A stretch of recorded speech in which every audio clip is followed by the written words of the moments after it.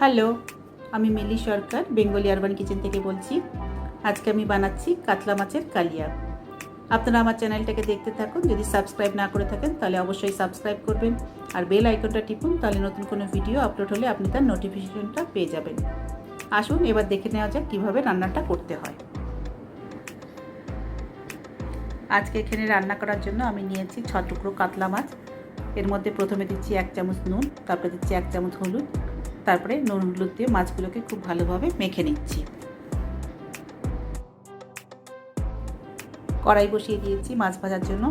কড়াইতে প্রথমে দিয়ে দিচ্ছি সরষের তেল, বেশ কিছুটা সরষের তেল দিয়ে দিচ্ছি। তেলটা বেশ ভালো করে গরম হয়ে গেলে তবে নুন হলুদ দিয়ে মেখে রাখা যে মাছটা ছিল সেটা আস্তে আস্তে কড়াইতে দিয়ে দেব। মাছ ভাজার সময় আঁচটা বেশি করেই রাখতে হবে। মাছগুলো দেওয়ার পরে কিছুক্ষণ অপেক্ষা করব। একটা পাশ ভাজা হয়ে গেলে মাছগুলো ধীরে ধীরে উল্টে দেব। উল্টে দিয়ে আবার কিছুক্ষণ অপেক্ষা করব। এইভাবে দুটো পাশ বেশ ভালো করে ভাজা হলে মাছগুলো আস্তে আস্তে তুলে নেব। দেখুন সুন্দর ভাজা হয়ে গেছে। এবার মাছগুলোকে তুলে নিচ্ছি। এরপরে এই তেলেই মধ্যে আরও কিছুটা তেল দেব আর এই কড়াইতেই রান্না করব। আরও কিছুটা তেল দিয়ে দিচ্ছি। এরপর দিচ্ছি একটা তেজপাতা আর একটু জিরে। এরপরে একটা পেঁয়াজ কুচি করে সেটা দিয়ে দিচ্ছি। একটা ছোটো সাইজ পেঁয়াজ দিয়েছি, তারপরে একটা মিডিয়াম সাইজ পেঁয়াজ পেস্ট করে সেটা দিয়ে দিচ্ছি।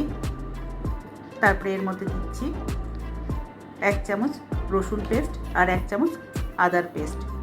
এরপরে দিচ্ছি 1 চামচ হলুদ গুঁড়ো আর 1 চামচ নুন। দেওয়ার পরে সামান্য নেড়ে নিচ্ছি।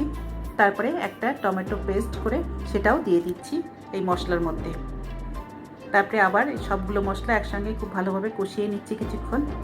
তারপরে দিচ্ছি 1 চামচ লাল লঙ্কা গুঁড়ো, তারপরে দিচ্ছি 1 চামচ ধনের গুঁড়ো, 1 চামচ জিরের গুঁড়ো আর দিচ্ছি 2টো কাঁচা লঙ্কা। চেরা কাঁচা লঙ্কা দেওয়ার পরে মশলাগুলোকে খুব ভালো করে কষাবো। ততক্ষণ কষাবো যতক্ষণ না তেলটা উপরের দিকে উঠে আসে। কষানোর পরে যতক্ষণ তেলটা উপরে উঠে এলে দেখুন উঠে এসছে তেল। এরপরে আমি এর মধ্যে দিয়ে দেবো জল। এখানে আমি 1.5 কাপ মতো জল ব্যবহার করেছি। আস্তে আস্তে সেটাও দিয়ে দিচ্ছি।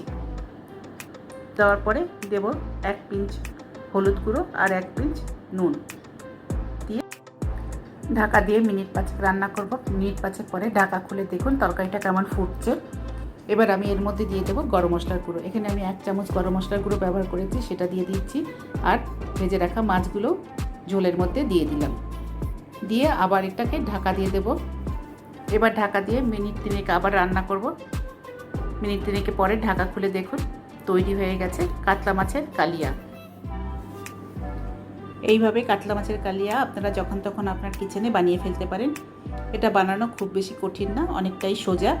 আর এটা সাদা ভাত দিয়ে খেতে অপূর্ব লাগবে। আজকে আমার বানানো ভিডিওটা আশা করি আপনার ভালো লেগেছে। যদি ভালো লেগে থাকে তাহলে অবশ্যই লাইক করবেন, শেয়ার করবেন আর আমার চ্যানেলটাকে সাবস্ক্রাইব করবেন।